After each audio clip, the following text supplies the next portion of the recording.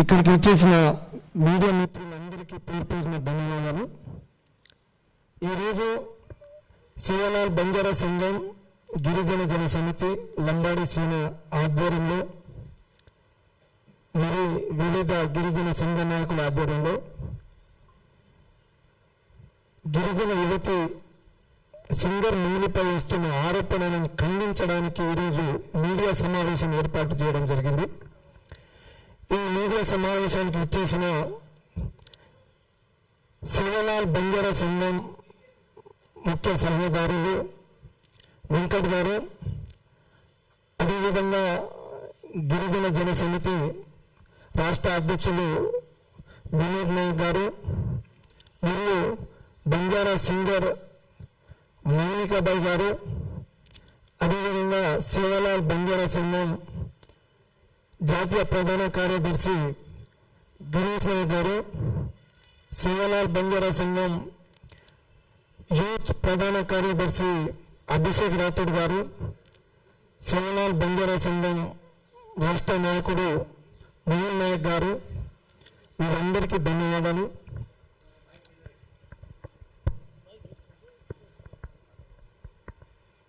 ఈరోజు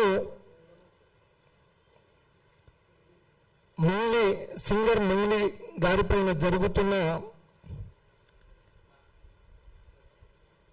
కుల వివక్ష దాడి అంటే గిరిజన లంబాడి జాతిలో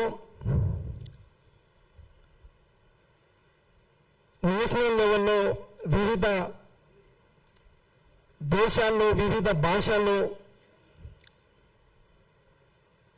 హిందీ భాష కావచ్చు, మలయాళం మరియు కన్నడ భాష, తెలుగు, బంజారా భాష, వివిధ భాషలో పాటలు పాడి ఒక సెలబ్రిటీ అయిన మా గిరిజన ఆడబిడ్డ ఈరోజు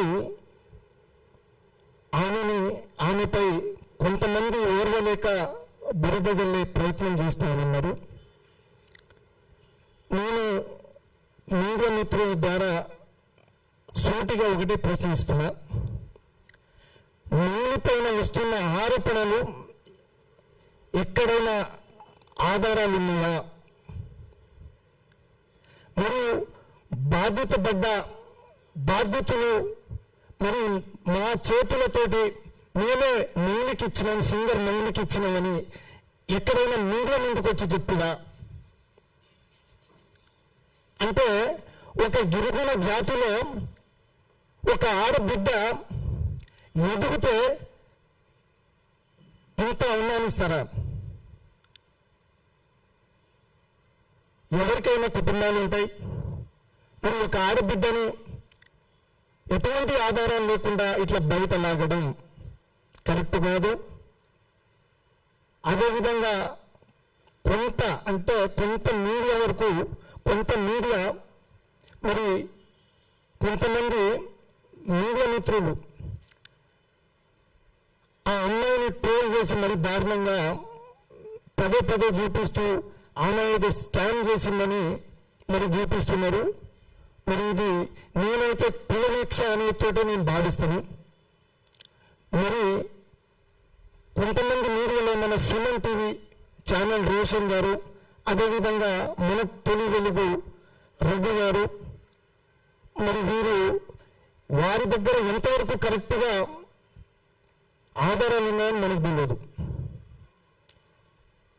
మరి సుబ్బారావు గారు హైకోర్టు అడ్వకేట్, మరి ఒక న్యాయవాది, ఆ న్యాయవాది బాధితుల తరపున న్యాయబద్ధంగా చట్టపరమైన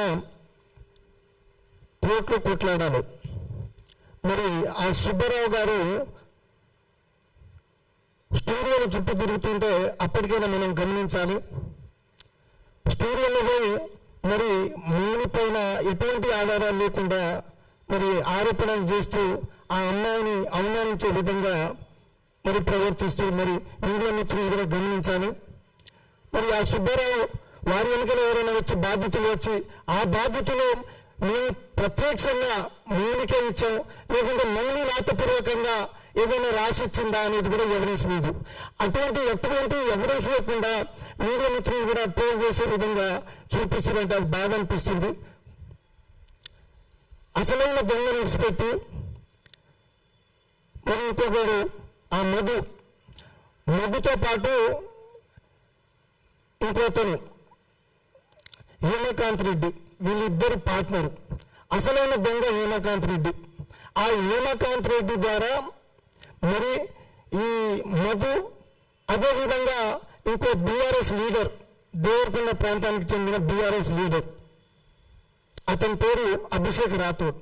వీళ్ళు ముగ్గురు మన ఇక్కడ జహీరాబాద్ నారాయణఖేడ్ దగ్గర 40-50 ఎకరాలు వెంచర్ చేసుకొని అక్కడ కొంతమంది సభ్యులుగా ఏర్పరచుకొని మరి ఈ మంగ్లీ వాళ్ళ తమ్ముడు శివ వారి ద్వారా పరిచయం. అది ఏ విధంగా పరిచయం అంటే మా నల్గొండ ప్రాంతానికి ఒకసారి ఈవెంట్కి వచ్చినప్పుడు ఆ మంగ్లీ కార్యక్రమాలు మొత్తం శివ గారు చూసుకునేటోను. ఆ శివ ఫోన్ నెంబర్ తీసుకొని మధ్య ఒకసారి ఊరు కూడా పిలిపించాడు. మేము కూడా మంగ్లీని చూడడానికి చాలా మంది లేడు మా చుట్టుపక్కల ప్రాంతంలో. అక్కడ ఏర్పడ్డ ఆ పరిచయాన్ని ఆసరగా చేసుకొని మధ్య ఈరోజు శివని పక్కన పెట్టేసి మధుని పక్కన పెట్టేసి హేమకాంత్ రెడ్డిని పక్కన పెట్టేసి ఎటువంటి సంబంధం లేకుండా మంగ్లీని ఈ ఉచ్చులో లాగి బురద జల్లడం, ఈ విషయంపై శివలాల్ బంజారా సంఘం తీవ్రంగా ఖండిస్తుంది. ఈరోజు వారి కుటుంబం మరి ఆ కుటుంబ సభ్యులు మంగ్లీతో పాటు వాళ్ళ చెల్లెని కూడా బయటికి లాగారు.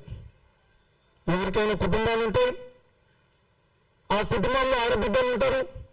మరి ఎటువంటి ఆధారాలు లేకుండా ఇట్లా రోడ్డు మీదకి లాగి వారి పరువుకు భంగం కలిగించే విధంగా ప్రవర్తిస్తే గిరిజన జాతి సహించదు. మంగ్లీ కుటుంబ సభ్యుల వెనుకల గిరిజన జాతి ఉంటుందని మీడియా మిత్రుల ద్వారా నేను తెలియజేస్తున్నా. ఈరోజు ఒక పచ్చి నిజం మీకు చెప్పాను. దాదాపు క్రిప్టో కరెన్సీ అనేది పేరుతోటి అధిక వడ్డీ ఆశ చూపించి ఈ బాలాజీతో మొదలైన వ్యవహారం, బాలాజీతో పాటు మధుతో పాటు ఇంకొకరు అట్లా చైన్ సిస్టమ్ లెక్క నల్లగొండ దేవరకొండ ప్రాంతంలో దాదాపు 1000 కోట్లు స్కామ్ చేసి 1000 కోట్లు వసూలు చేశారు. 1000 కోట్లు వసూలు చేశారు. బాధితులు దాదాపు 5,000 మంది బాధితులు ఉన్నారు. నల్లగొండ ప్రాంతానికి చెందిన వారు అందరూ 99% గిరిజన జాతి బిడ్డలే. రైతులు, ఆటో డ్రైవర్లు, 20 నుంచి 35 సంవత్సరాల లోపు యువకులే 15 రూపాయల నుంచి 20 రూపాయలు వడ్డీ ఆశ చూపించి నల్లగొండ ప్రాంతంలో 3-4 ఆత్మహత్య చేసుకున్నారు. మరి ఆ రోజు బాలాజీ నాయక్ గారు అక్కడున్న నల్గొండ ప్రాంతానికి ఉన్న మంత్రి కోమటిరెడ్డి వెంకటరెడ్డి పేరు చెప్పారు. అదేవిధంగా స్థానిక ఎమ్మెల్యే బాలునాయక్ గారు పేరు చెప్పారు. జానారెడ్డి గారి పేరు చెప్పారు. వీళ్ళందరూ నా వెనకాల ఉన్నారు. మరి ఆ రోజు ఎందుకు మీడియా చూపించలేదు? మరి ఆ రోజు 5,000 మంది బాధితులు మరి బాధపడ్డప్పుడు, 3-4 చనిపోయినప్పుడు మరి రాజకీయ నాయకులు ఎందుకు స్పందించలేదు?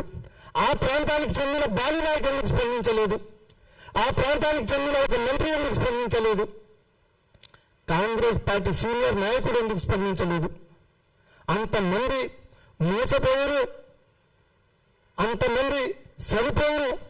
ఆ రోజు టీవీలో వచ్చినాయి, పేపర్లో వచ్చినాయి. మరి ఈరోజు ఎటువంటి ఆధారం లేకుండా మంగ్లీ గారిని ఈ ఉచ్చులో లాగి బురద జల్లడం కరెక్ట్ కాదు. నేను ఒకటే హెచ్చరిస్తా ఉన్నా, ఈ హేమకాంత్ రెడ్డి మరి సుబ్బారావు, అదేవిధంగా మన తొలి వెలుగు ఛానల్ రఘు గారు, సుమన్ టీవీ రిపోర్టర్, నేను ఒకరే హెచ్చరిస్తా ఉన్నా, ఆ కుటుంబ సభ్యుల్లో ఎవరికి ఏమైనా జరిగినా మీరే బాధ్యత వహించాలి. ఎందుకంటే ఎటువంటి ఆధారాలు లేకుండా మీరు ఇట్లా చూపించడం అది మీ పొరపాటు, అది తప్పది. తర్వాత మళ్ళా మిగతా మీడియా వాళ్ళు చూపిస్తారు, వాస్తవాలు తెలుసుకొని చూపిస్తారు, వాస్తవాలు మాట్లాడుతున్నారు. మరి మీరెందుకు ఆ అమ్మాయిని టార్గెట్ చేసుకున్నారు? మీరెందుకు ఆ అమ్మాయిని ట్రోల్ చేస్తున్నారు? ఒక గిరిజన బిడ్డ అయినా మరి ఈ విషయంపై కూడా మా గిరిజన జాతి ఖండిస్తుంది. ఇప్పుడు సేవలాల్ బంజారా సంఘం ముఖ్య సలహాదారులు వెంకటన్న గారు మాట్లాడాల్సింది కోరుతాను. మిత్రులకు నమస్కారం. మిత్రులారా,